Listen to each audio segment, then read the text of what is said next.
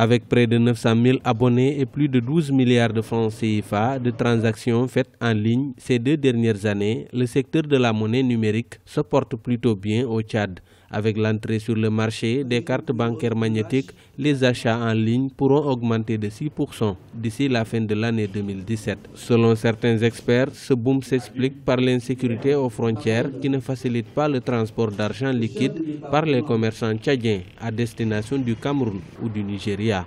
Voyager avec de l'argent, c'est source d'insécurité.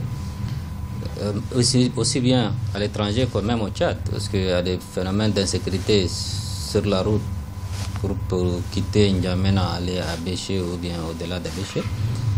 Il y a des phénomènes d'insécurité qu'il faut mitiger les risques en utilisant les moyens électroniques pour pouvoir sécuriser les fonds, que ce soit pour les commerçants ou bien pour la population ordinaire. Pour profiter de ce marché en plein essor au Tchad, les banques n'hésitent pas à adapter leurs produits en fonction des besoins des utilisateurs de la monnaie numérique. C'est le cas de United Bank of Africa qui a déployé des cartes magnétiques pour soutenir les transactions électroniques de ses clients. 3 dernières années passées, peu de Tchadiens connaissent ce qu'on appelle le Mastercard. On voyait tantôt les Occidentaux venir essayer, présenter et je me rappelle bien qu'on les oriente plus vers le Cameroun, ainsi de suite.